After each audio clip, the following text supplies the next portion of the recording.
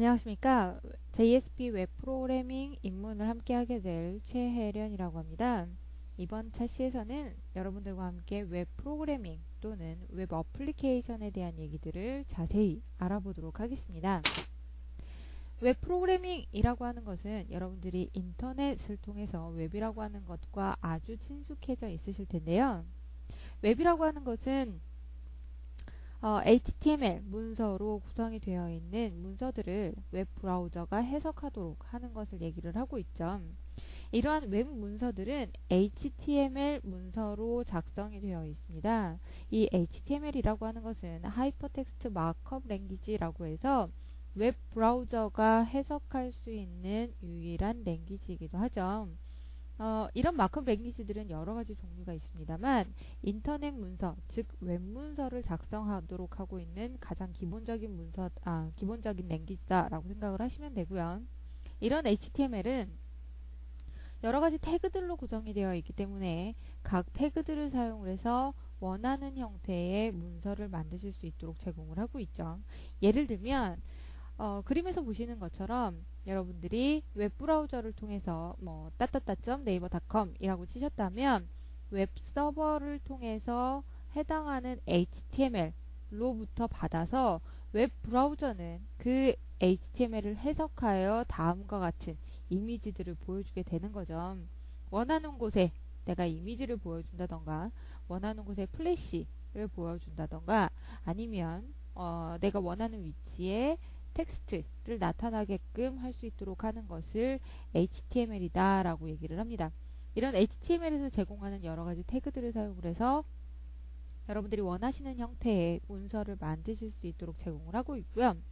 이런 HTML의 가장 큰 특징으로 보자면 정적인 데이터들만을 표현을 하고 있습니다. 여기서 정적인 데이터들이다 라고 하는 것은 앞에서 말씀드린 웹페이지 안에서 네이버의 첫 페이지다 라고 생각을 하신다면 이 첫 페이지의 이미지, 플래시 또는 텍스트들을 모두 다 정적인 데이터라고 얘기를 합니다. 물론 실질적으로 구성이 되어 있기는 동적인 데이터들로 표현이 되어 있습니다만 여러분들이 보시기에는 여러분들이 입력한 데이터가 아니라 서버로부터 주는 데이터만을 보여주고 있기 때문에 정적인 데이터들이라고 얘기를 할 수 있겠죠. 그러면 동적인 데이터들은 어떤 것이 있냐면 사용자의 입력에 따라서 변경되는 데이터들을 동적인 데이터라고 얘기를 합니다. 예를 들면 여러분들이 게시판에 글을 쓰면 내가 쓴 글이 목록에 나타나고 그 목록을 누르면 내가 작성한 글이 보이도록 되어 있죠.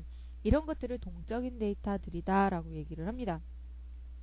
그래서 웹이라고 하는 것은 반드시 필요한 것이 웹 브라우저라고 하는 인터넷 익스플로러가 필요하게 될 거고요. 그리고 그 웹 브라우저에서 요청, 즉 따따따.naver.com 이라고 하는 요청을 받아서 그 요청을 수행시켜주는 웹 서버가 필요하게 됩니다.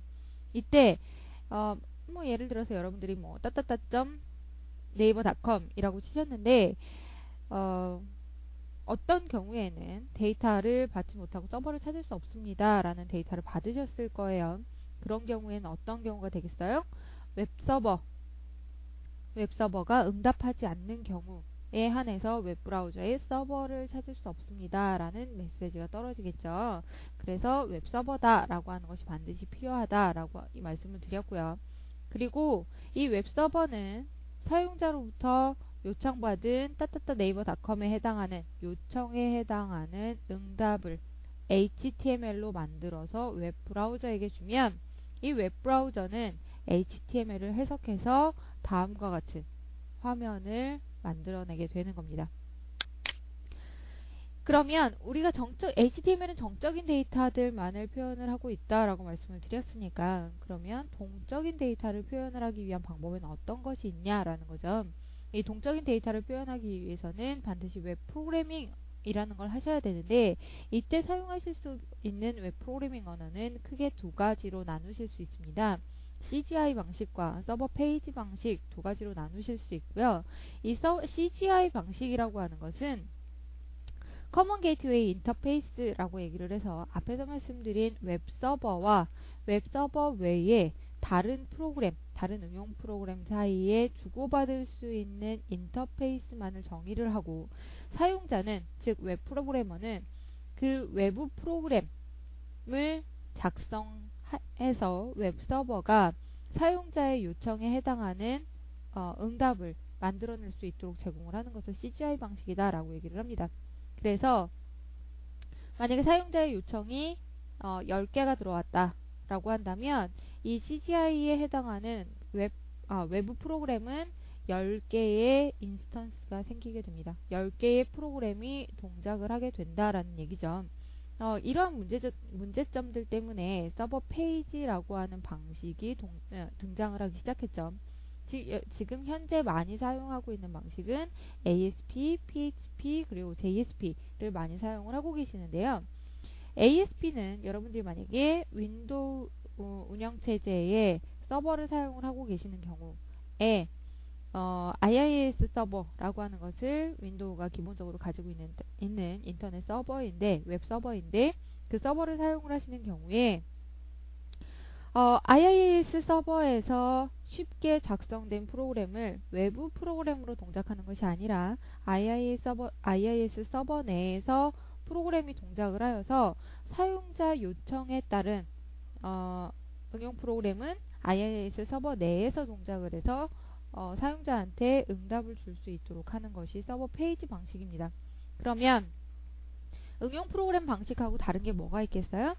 응용 프로그램은 사용자의 요청이 10개가 들어오면 해당하는 응용 프로그램의 인스턴스, 즉 10개의 프로그램이 실행이 되는 것 반면에 서버 페이지 방식은 웹 서버 자체에서 동작을 하는 것이기 때문에 사용자의 요청이 10개가 들어와도 아니면 101개가 들어와도 웹 서버 하나만 동작을 하게 된다라는 장점을 갖게 됩니다. 그래서 사용자의 요청이 많은, 즉 유명한 사이트인 경우에는 CGI 방식을 사용을 하시는 것보다는 서버 페이지 방식을 사용을 하는 것이 좀 더 하드웨어의 용량을 줄이면서 사용자에게 응답을 빨리 줄 수 있는 방법이 됩니다. 그렇지 않고 만약 ASP인 경우에는 여러분들이 윈도우 서버를 사용을 하시는 경우라고 말씀을 드렸는데, 만약에 우리가 리눅스 서버나 유닉스 서버를 사용을 하신다고 하시면 ASP는 사용을 하실 수가 없습니다. 그래서 PHP나 JSP를 사용을 하실 수가 있는데요. 이 PHP는 학생분들이 많이 사용을 하고 계시고, 그리고 개발자들이 많이 사용을 하고 있는데, 어떤 경우에 사용을 하시냐면 PHP의 장점을 먼저 말씀을 드리면, PHP는 문법은 C 언어와 유사하기 때문에 크게 문제가 없고요. 그리고 단점은 무엇이냐면 ASP나 JSP 같은 경우에는 컴포넌트를 사용을 하는데 굉장히 유리한 점을 가지고 있습니다. 그래서 ASP는 ActiveX라고 하는 것으로 만들어진 컴포넌트는 어떤 것이든 사용이 가능하지만 PHP라고 하는 것은 컴포넌트를 사용을 하는데 약간의 제약사항을 갖고 있습니다.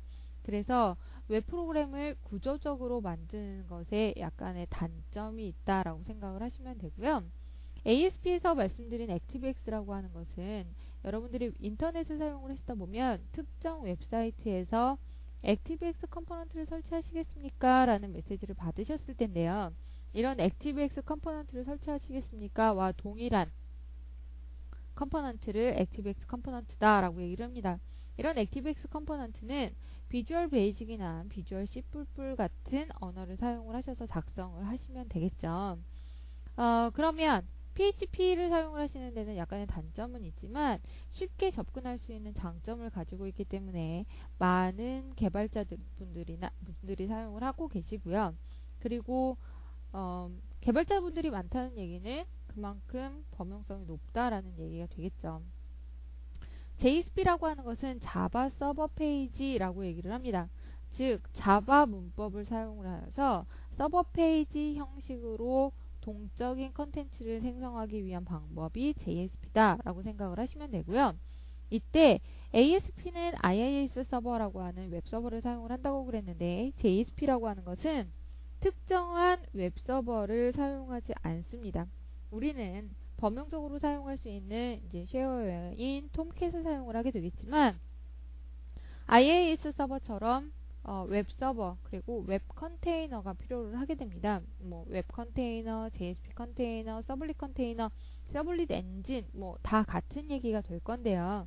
서블릿이나 JSP라고 하는 것을 해석할 수 있는 엔진 또는 서버가 필요하다라고 생각을 하시면 되고 그것이 쉽게 빈 같은 것을 사용을 해서 컴포넌트도 만들 수 있고 좀 더 구조적으로 만들 수 있기 때문에 이제 우리는 이런 서버 페이지의 여러 가지 중에서도 JSP라고 하는 것을 실행을 시켜보고 JSP를 어떻게 구성을 하는지 보도록 하겠습니다. 웹 프로그래밍 그리고 웹 어플리케이션이다 라고 하는 것을 보시게 되면 일단 웹이라고 하는 것은 반드시 필요한 게 웹 브라우저 당연히 있어야죠. 인터넷 익스플로러가 반드시 있어야 되고 그리고 웹 서버 사용자의 요청을 받아주는 녀석 즉 웹브라우저에서 뭐 따따따.naver.com 이라고 치셨다면 사용자의 요청을 받아주는 웹 서버라고 하는 녀석이 필요로 하게 되고요. 그리고 웹 어플리케이션 서버라고 하는 것이 필요로 하게 됩니다. 뭐 WAS 웹 어플리케이션 서버라고 하는 것은 어떤 녀석이냐면 앞에서 JSP 얘기하면서 제가 JSP 엔진, 서블릿 엔진, 뭐 컨테이너 이런 말씀을 드렸는데요. 뭐 지금 이 시간에는 굳이 그 용어들을 구분하지 않겠습니다. 물론 약간의 미묘한 차이는 있지만 EJB 시간 만약에 EJB를 여러분들 공부를 하시게 되면 컨테이너와 기타 등등 다른 엔진이니 뭐 이런 얘기들에 대해서 좀 더 미세하게 구분을 하실 수 있을 거라고 생각이 들고요. 지금 이 시점에서는 웹 어플리케이션 서버 JSP 엔진, 서블릿 엔진, 뭐 컨테이너 모두 다 같은 용어로 사용을 하겠습니다. 어쨌든 웹 어플리케이션 서버라고 하는 것이 필요한데 이 녀석의 역할이 뭐가 되냐면 JSP 엔진이라고 하는 것을 엔진이라고 하게 되죠. 그래서 JSP 코드를 해석하고 즉 JSP 코드를 해석해서 이 웹 어플리케이션 서버의 주 역할이 뭐가 되냐면 데이터베이스와 연동하여 웹 어플리케이션 사용자로부터 받은 응답을 웹 어플리케이션 서버에서 JSP로 해석을 하고 그리고 데이터베이스와 연동해서 데이터베이스로부터 데이터를 가져다가 뭔가의 처리를 필요로 한다면 처리도 하고 그리고 동적인 HTML을 만들어야 되면 동적인 HTML도 만들고 그래서 HTML을 웹서버한테 주면 이 웹서버가 다시 웹브라우저한테 HTML을 전달하고 이 웹브라우저는 뭐 사용자가 원하는 형태대로 HTML을 해석해서 보여주게 되는 겁니다. 즉 여러분들은 지금 이제 웹브라우저, 웹서버, 그리고 WAS, 데이터베이스가 있어야만 웹 어플리케이션을 작성하는 데 있어서의 풀 패키지를 갖추셨다라고 생각을 하시면 됩니다. 우리는 웹서버를 살짝 생략을 하겠습니다. 웹 어플리케이션 서버가 웹서버의 역할도 같이 해줄 수 있기 때문에 우리는 톰캣이라고 하는 어플리케이션 서버를 사용을 해서 웹 브라우저로부터 응답을 바로 받게 될 거고요. 그리고 데이터베이스는 MySQL을 사용을 해서 데이터베이스를 작성을 해보도록 하겠습니다. 웹 어플리케이션, 웹 브라우저나 웹 서버라고 하는 것은 이해가 다 가셨을 것이라고 생각이 되는데요. 이 웹 어플리케이션 서버라고 하는 것은 아직 조금은 이해가 덜 되셨을 거라고 생각이 듭니다. 이 웹 어플리케이션 서버의 가장 큰 기능은 제가 앞에서 뭐라고 말씀을 드렸냐면 데이터베이스와 연동해서 데이터베이스로부터 데이터를 가져다가 다이나믹한 HTML, 즉 동적인 HTML을 생성하는 것을 웹 어플리케이션 서버의 가장 큰 특징이라고 말씀을 드렸죠. 또 하나는 어떤 것이냐면 사용자의 요청에 따른 비즈니스 로직을 처리하는 부분을 반드시 WAS가 가져야 합니다. 웹 어플리케이션 서버가 가져야 하는데 이 웹 어플리케이션 서버에서 얘기하는 비즈니스 로직이라고 하는 것은 어떤 것을 얘기를 하냐면 예를 들면 여러분들이 급여 명세서를 만든다고 생각을 해보죠.